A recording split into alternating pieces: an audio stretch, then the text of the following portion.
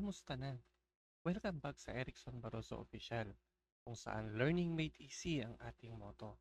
Ngayon, ipapakita ko sa inyo kung paano ginagamit ang Walkway, isang libre at browser-based Arduino simulator na perfect para sa ating mga projects. Sa nakaraang lesson, natutunan natin ang pagkilala sa mga pin gamit ang Arduino Uno. Ngayon naman, gagamit tayo ng simulator para mas madali at mas mabilis ang pag-test ng ating codes at mga circuits. Pero bago ang lahat, isang simpleng intro muna. AVP, pasok! Step by step we'll show the way. DIY and technology of today. Isip, ano ba itong Walkway na ito? Bueno, ang Walkway ay isang online simulator na pwede mong gamitin ng libre. Hindi mo na kailangan ng physical Arduino board para mag-practice.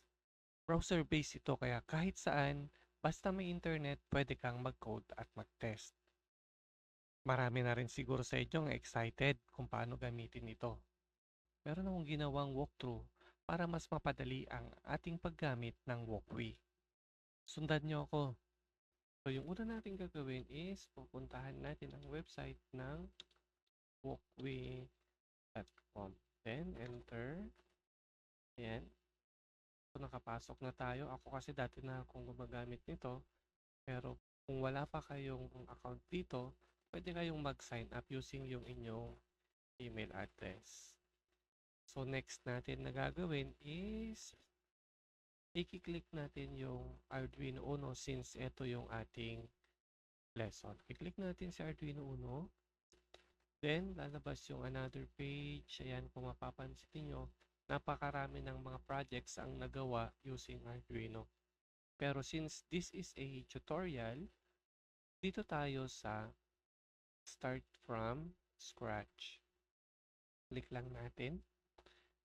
Then, lalabas na dito yung ating IDE or yung interface ng Walkway na kung saan dito tayo magpo-program at magse-set up ng ating Arduino Uno. So, meron na akong i-prepare dito na code for Blink. Okay? Since meron na tayong code na na-prepare, copy-paste na lang natin. Okay, so Arduino Blink program. And ito na yung gagawin ng ating Arduino. Itong program, siya yung ipapasok natin dito kay Arduino. So, paano natin gagawin? Explain ko muna kung paano nag-work itong code na ito. Okay? So, itong mapapansin ninyo, itong ating code is meron siyang dalawang part. We have the void setup and the void loop. And kung mapapansin nyo, dito sa void setup, ini-instruct natin yung ating Arduino na manggagaling kay pin 13 yung trigger.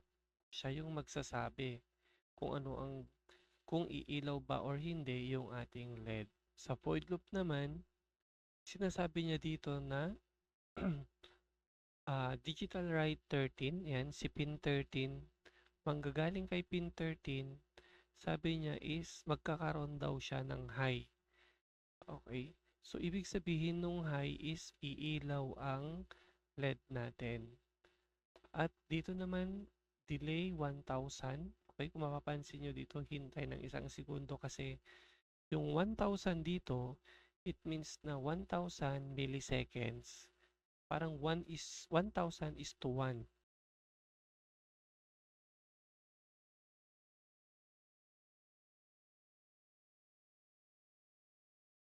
Kaya ang mangyayari is mamamatay yung ilaw. Kaya magde-delay siya ng 1,000 milliseconds. So, ang ibig sabihin lang nito, iilaw, then after ng 1,000 milliseconds is mamamatay.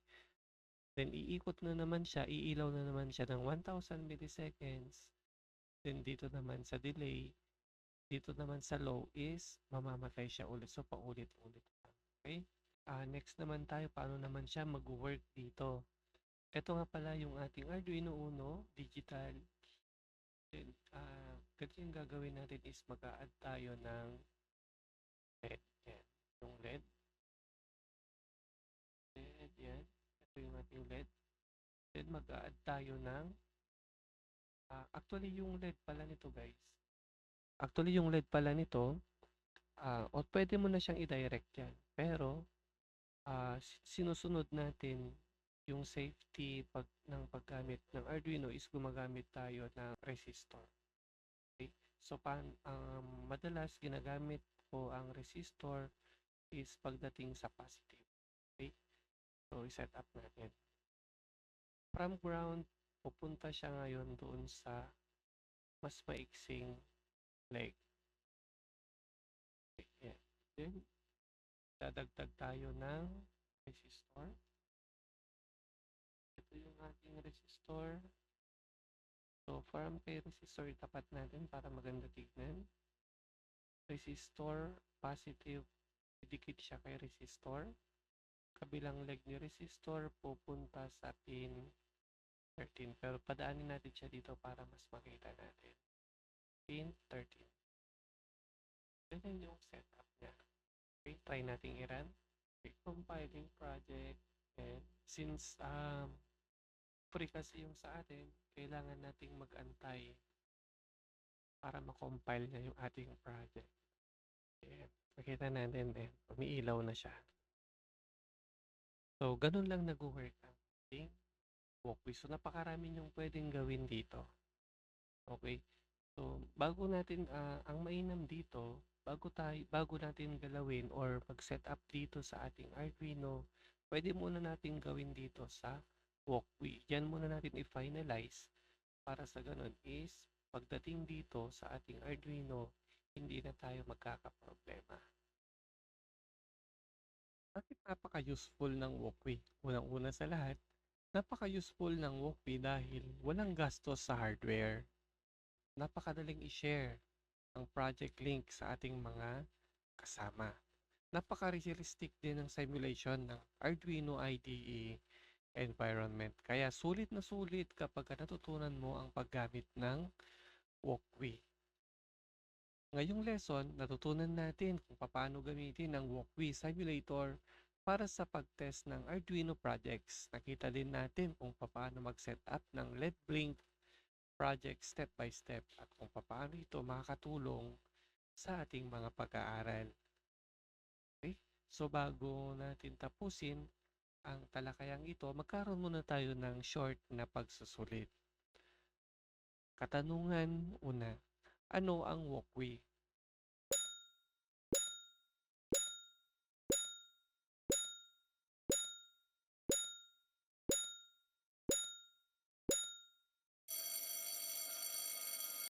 Pangalawa, ano ang advantage ng walkway?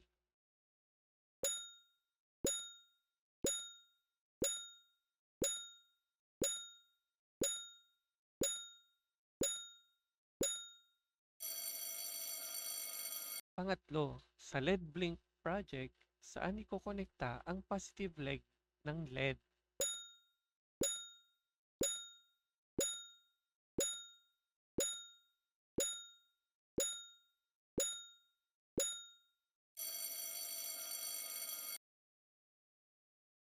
Kung nasagot mo ang lahat, handa ka na para sa susunod na lesson. Sa susunod na lesson, pag-uusapan natin ang ating mga unang proyekto, ang LED blink at buzzer. Kaya abangan! Step by step, we'll show the way.